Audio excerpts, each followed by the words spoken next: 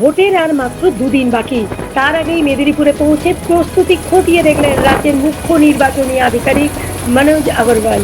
কুইকোটে হেলিপ্যাডে নেমে সরাসরি জেলা শাসকের দপ্তরে যাওয়ার পথে গির্জা সংলগ্ন একটি স্কুলে ঢুকে বুথ পরিদর্শন করেন তিনি। পরিদর্শনের সময় ভোটের সার্বিক ব্যবস্থাপনা খতিয়ে দেখেন মিস্টার আগরওয়াল। কোথায় কেন্দ্রীয় বাহিনী মোতায়েন থাকবেন, ভোটারদের লাইন কিভাবে সাজানো হবে এবং বুথ লেভেল অফিসারদের অর্থাৎ বিএলওদের বসার জায়গা, সব বিষয়ে স্পষ্ট নির্দেশ দেন তিনি। জেলাশাসক ও পুলিশ সুপারের সঙ্গে বৈঠক করে আইন শৃঙ্খলা ও নিরাপত্তা সংক্রান্ত দিকগুলো খতিয়ে দেখেন। ভোট যেন শান্তিপূর্ণ ও সুষ্ঠুভাবে সম্পন্ন হয় সেই দিকেই বিশেষ জোর দিয়েছেন মুখ্য নির্বাচনী আধিকারিক। প্রশাসনের এই সক্রিয়তায় ভোটের আগে নিরাপত্তা ও প্রস্তুতি নিয়ে বাড়ছে আত্মবিশ্বাস, এমনটাই মনে করছেন সংশ্লিষ্ট মহল।